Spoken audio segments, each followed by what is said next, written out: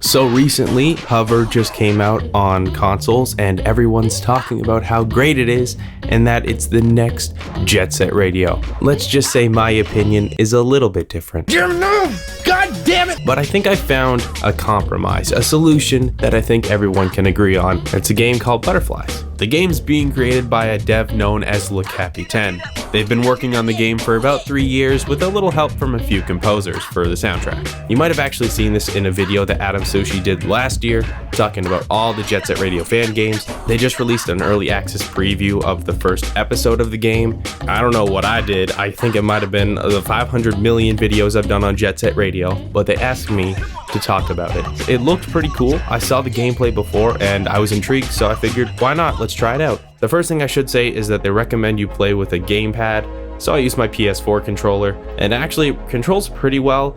I did have to adjust the controls a little bit, and you can't actually do it in the game. You have to do it before it boots up. I think that having a controls menu in the game itself would be really, really good. Then you don't have to exit out and rebind all your controls. That's just a little recommendation from your boy FalseProof. But generally it's not too bad. There's a button to spray graffiti. There's a button to not only spin around, but also do some tricks. It was a little hard to do at first, but I eventually got the hang of it. And there's even a couple buttons to switch up the songs, which I think is pretty cool. The game mechanics of Butterflies is a little different than Jet Set Radio because there's technically no spray cans in the world.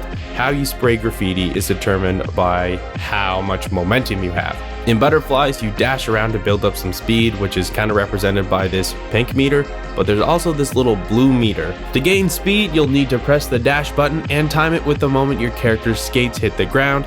That way the meter will build up and get you just a little bit more momentum. Now, I wasn't sure what this did at first, but after kind of playing around a little bit, I came to the conclusion that essentially it's your graffiti meter, so you don't really have to collect spray cans, which I think is kind of cool, very different than what you would obviously expect, but it generally works pretty well. Now, granted, in some scenarios when you do need more graffiti, it kind of sucks that you have to kind of stop yourself from painting a mural to kind of skate around, build up more momentum, and then go back, but you know, it's kind of a trade-off, having to not go around and collect spray cans. So that's essentially the difference between Jet Set Radio and Butterflies. Dashing builds up your speed, and doing tricks will allow you to do some graffiti. Spraying graffiti also unlocks more missions, including some story-related objectives. Now in Butterflies, murals are done a little bit differently. You can skate up like you would in Jet Set Radio, but you can also just do a quick little spray, and that technically counts as actually completing the spot, which I thought was a really nice touch. So you don't have to stay there and paint the entire mural. You can just go up really quick,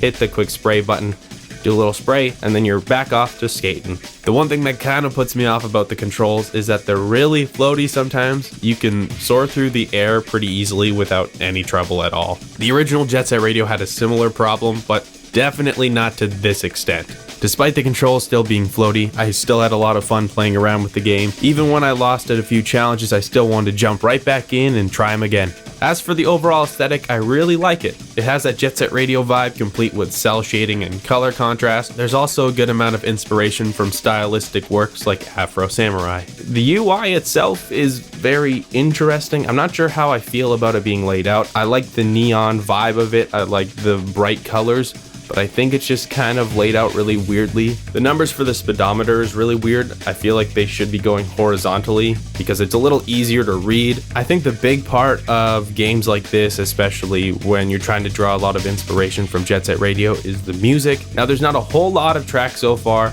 but what's there right now is actually really cool. I'm super into the Sneak Man edit. That is a killer track already. The track that plays underneath the first cutscene of the game is awesome. I get this really weird like Rugrats vibe from it, but I kind of dig it. It's really cool.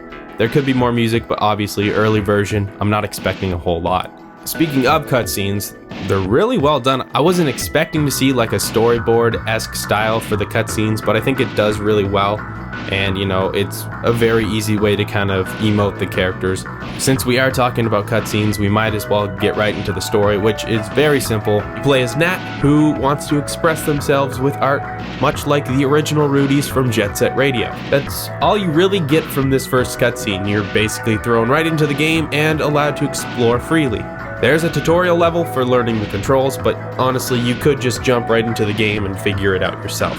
The first area of the game is a city built into a giant mountain range with a few little secret areas to find. There's a long road you can ride down and a giant sewer section. I think the developers really thought about what the players should learn and experience in the first level, and that's pretty obvious from how easy it is to kind of jump in and start playing right away. So you have Nat, your main character, and then eventually you'll have these different missions where you actually meet up with two mysterious new characters that eventually you'll be able to recruit. First, we have Jay. She has a little heart tattoo on her cheek, which is obviously very reminiscent of the Love Shockers. There's also Zinni, who's wearing a blue sweater. Really reminds me of Yo-Yo from Jet Set Radio Future, but he also kind of has like a corn tab vibe. The main villain in this first level is the Keisatsu, which might be a little bit of another reference. The KS are the police force and your first main AI villain, but honestly, the AI so far is really clunky. Essentially, that's kind of like your main story objective is to recruit Jay and Zinni and also fight the Keisatsu. And there's a little boss thing at the end where you're fighting a car and you have to spray paint the windows, and I won't spoil it. I feel like you should try it on your own, but let's just say that the ending of the boss battle is pretty funny. Most of the other challenges in the level revolve around doing continuous combos or just racing from point A to point B. Essentially, with the combos, it's one continuous line. You can't drop, you can't stop. Racing is pretty much self-explanatory.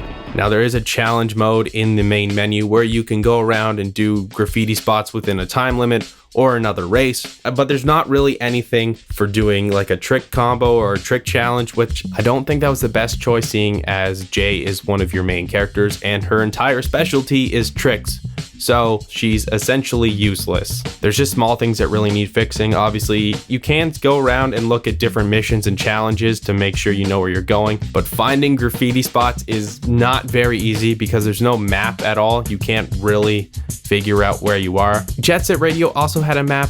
It wasn't exactly the easiest thing to navigate, so if you're gonna go with a map, maybe make that a little bit better. Aside from that, I just want to say thanks to Alexander for sending the demo my way. It's super fun, and I can't wait for the full game. If you like what you saw in this video, make sure to check out the itch.io page, as well as Look Happy 10's Patreon page to try it out for yourself and support the development of Butterflies. I also wrote some more thoughts on the game over at The Scent, so if you want to check that out, it'll be linked in the description, or just check out thescent.net. I'm FalseProof, and I'll see you later.